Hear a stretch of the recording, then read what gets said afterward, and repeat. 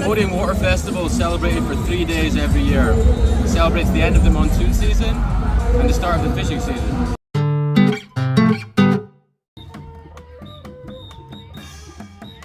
This festival also marks the change in flow of the Tonle Sap River, which changes direction every year. A river that changes direction. Imagine that. This was our first water festival, and we were pretty blown away by the size of the festival and just how many people had descended on the city of Siem Reap, which is normally such a peaceful and quiet place. Miles of gazebos lined the riverside, and the locals showcased their various traditions, local handmade products, art, and handicrafts, both to their own people and to the thousands of tourists, both from other parts of Asia and further afield, who had flocked to the city for this occasion. My daughter has always wanted a tattoo, but for now, a henna will have to suffice. We took a boat trip around the river. I don't think they're designed for someone my size because the boat was close to capsizing the entire time. Or maybe I was already drunk and the boat rocking was all just a figment of my imagination. There was every kind of food imaginable, from things that were familiar, like rotisserie chicken, fresh vegetables and various kinds of barbecue skewers, to the more exotic, deep-fried crickets and some kind of fried larvae. I think in the end we had pasta. Tonle Sap Lake was the location of a huge battle around 800 years ago between the Khmer Navy and the Champa Kingdom. The Champa people used to occupy the land on the coast of what is now Vietnam. The Khmer Navy prevailed in that battle, and it's thought that the tradition of racing the boats can be traced all the way back to that victory. I'm not sure who won the race in the end. Maybe it doesn't matter.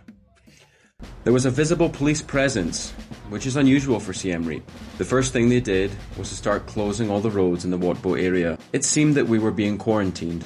And for those of us who lived through COVID, we will remember very well the importance of alcohol in the event of a government-mandated quarantine. There was alcohol for sale everywhere, and I didn't want to cause any offence to the locals, so I tried my best to drink as much as possible.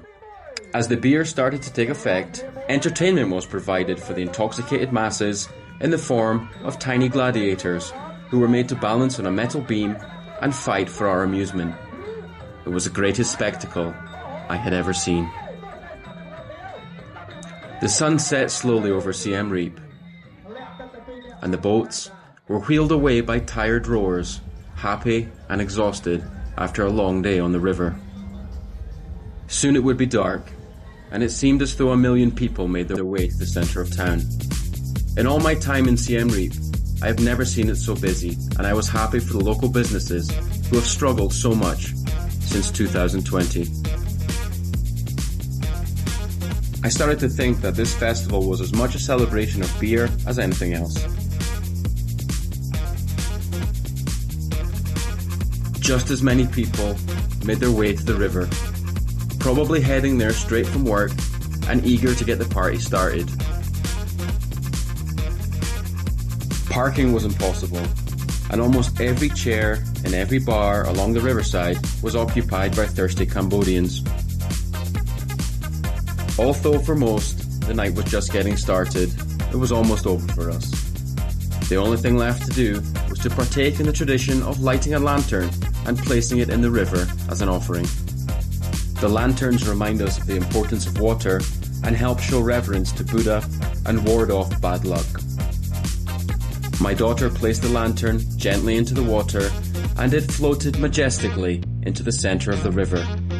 We slept that night safe in the knowledge that we would be blessed with good luck, good fortune and prosperity for the coming year.